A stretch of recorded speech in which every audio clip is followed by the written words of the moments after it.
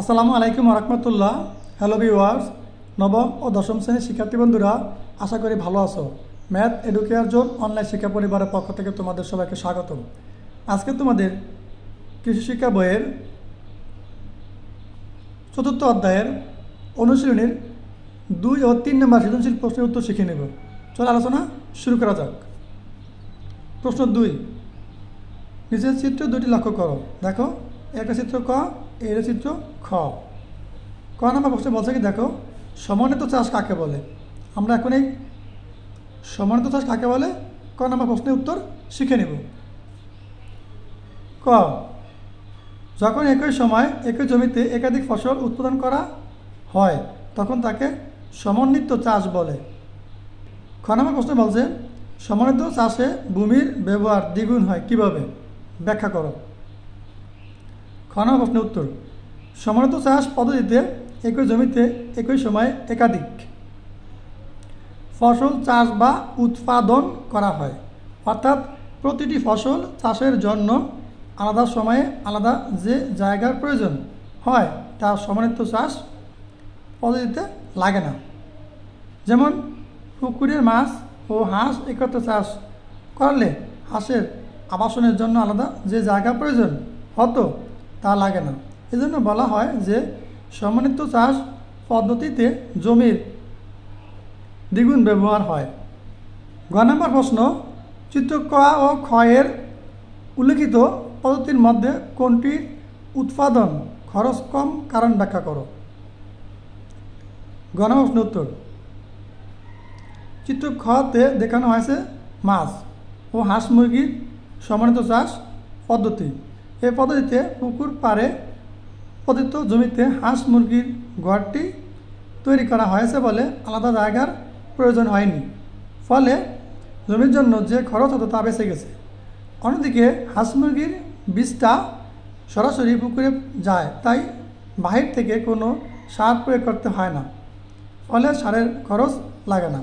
এছাড়াও হাঁস মুরগির ছিটানো খাদ্য পুকুরে যায় বলে পুকুরে আলাদা করে সম্পূরক খাদ্য দেওয়া লাগে না, এতে সম্পূরক খাদ্যের খরচ বেঁচে যায়। হাঁস পুকুরের পানিতে সাঁতার কাটতে বলে পুকুরে অক্সিজেনের কোনো সমস্যা হয় না, এতে আলাদা কোনো শ্রমিক লাগে না, ফলে উৎপাদন খরচ অনেক কম হয়। কিন্তু একই স্থান থেকে মাছ, মাংস ও ডিম পাওয়া যায় বলে উৎপাদন বেশি হয়। অন্যদিকে চিত্র কতে শুধুমাত্র মাছ চাষ করা হয়, ফলে উপরোক্ত সব খরচগুলো লাগে, যে কারণে উৎপাদন খরচ অনেক বৃদ্ধি পায়। ফলন হিসেবে শুধুমাত্র মাছ পাওয়া যায়, কিন্তু মাংস বা ডিম কোনোটাই পাওয়া যায় না। তাই চিত্র খতে প্রদর্শিত পদ্ধতিতে উৎপাদন খরচ অনেক কম। আশা করি বুঝতে পেরেছ। গ নম্বর প্রশ্ন, পরিবারের আয় ও পুষ্টি বৃদ্ধিতে চিত্রে উল্লেখিত কোন পদ্ধতিটি উত্তম, যৌক্তিকতা ব্যাখ্যা করো। উত্তর, চিত্র খতে সমন্বিত মাছ ও হাঁস মুরগি চাষ পদ্ধতি দেখানো হয়েছে। এই পদ্ধতিতে একই স্থান থেকে মাছ, মাংস ও ডিম পাওয়া যাবে, ফলে মাছ, মাংস ও ডিম বাজারে বিক্রি করে আলাদা আলাদা অনেক বেশি আয় করা সম্ভব।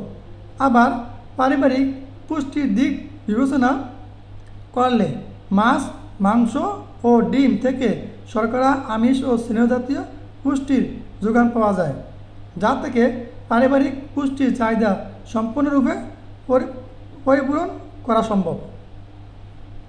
অপরদিকে চিত্র কতে শুধুমাত্র মাছ চাষ পদ্ধতি দেখানো হয়েছে, যেখান থেকে মাংস বা ডিম কোনোটাই পাওয়া যাবে না, ফলে বাড়তি আয় সম্ভব নয়। আবার মাংস ও ডিম না পাওয়াতে প্রোটিন ও স্নেহ জাতীয় পুষ্টি যোগান পাওয়া সম্ভব নয়।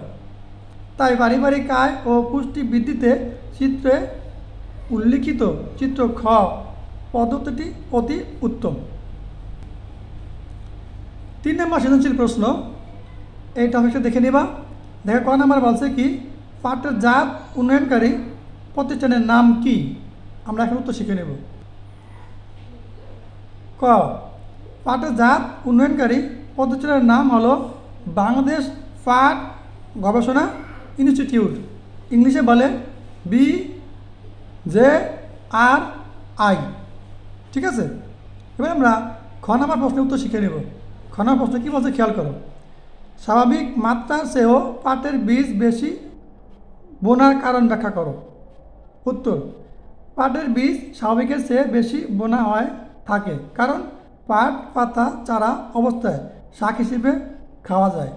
চারা গজানোর 15 থেকে 20 দিন পর চারা পাতলা করার জন্য কিছু চারা তুলে ফেলা হয়, যা শাক হিসেবে খাওয়া যায় এবং বাজারে বিক্রি কিছু বাড়তি উপার্জন করা যায়। এতে করে মূল গাছের কোনো রকম ক্ষতিও হয় না। গ নম্বর প্রশ্ন, কৃষক তোরাবালির জমিতে পোকা দমন পদ্ধতিটি ব্যাখ্যা করো। উত্তর, মেঘনার তীরের কৃষক তোরাবালি তার 2 একর জমিতে পাট চাষ শুরুর কিছুদিন পর জমিতে কিছু শুঁয়োপোকার ব্যাপক আক্রমণ দেখতে পেলেন। তিনি বিস্তৃত না হয়ে পোকা দমনের যে সকল ব্যবস্থা নিলেন সেগুলো নিচে বা নিম্নে দেওয়া হলো। 1 নম্বরে, যে সকল পাতায় ডিমের গাদা দেখলেন সে সকল পাতা ডিমের গাদাসহ তুলে ধ্বংস করে ফেললেন। 2 নম্বরে, যে সকল পাতায় ডিম থেকে বাচ্চা বের হয়ে দলবদ্ধভাবে অবস্থান করছিল সে সকল পাতা পোকাসহ তুলে কেরোসিন পানিতে ডুবিয়ে মেরে ফেললেন। 3 নম্বর, পোকা যাতে আক্রান্ত ক্ষেত থেকে অন্য ক্ষেত্রে ছড়িয়ে পড়তে না পারে সেজন্য তিনি আক্রান্ত ক্ষেতের চারদিকে প্রতিবন্ধক নালা তৈরি করে দিলেন। 4 নম্বর, এছাড়াও তিনি কৃষি কর্মকর্তার পরামর্শ অনুযায়ী রাসায়নিক ওষুধ প্রয়োগ করলেন। 5 নম্বর, অবশেষে পাট কাটার পর জমিতে চাষ দিলেন যাতে করে মাটির নিচে লুকিয়ে থাকা পুত্তলিগুলো বের হয়ে আসে এবং পোকা খাদক পাখি তা খেয়ে ফেলে। এ সকল পদ্ধতি অনুসরণ করে তোরাবালি তার জমি থেকে পোকার অস্তিত্ব ধ্বংস করেন। 4 নম্বর প্রশ্ন, কৃষকদের সিদ্ধান্ত ওই এলাকার আর্থসামাজিক উন্নয়নে কতটুকু সুফল বয়ে আনবে তা মূল্যায়ন করো। উত্তর, তোরাবালির জমিতে আশাতীত ফলন হওয়াতে এলাকার অন্যান্য চাষিরাও জমিতে পাট চাষের সিদ্ধান্ত গ্রহণ করলেন। চাষিদের এই সিদ্ধান্ত যে সকল উপায়ে এলাকার আর্থসামাজিক উন্নয়ন সুফল বয়ে আনবে তা ব্যাখ্যা করা হলো। 1 নম্বরে, বাংলাদেশের উৎপাদিত অর্থকরী ফসলগুলোর মধ্যে পাট অন্যতম হওয়ায় কৃষকরা সহজেই বাজারজাতকরণের মাধ্যমে অধিক মুনাফা অর্জন করতে পারবেন।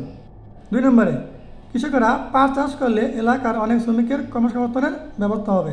3 নম্বরে, যেসব জমিতে জলাবদ্ধতার সমস্যা আছে সেখানে কৃষকেরা পাট চাষ করে জমির সঠিক ব্যবহার করতে পারবেন, ফলে জমির অপচয় রোধ হবে। 4 নম্বরে, পাট শাক বাজারে বিক্রি করে বাড়তি উৎপাদন করতে পারবেন।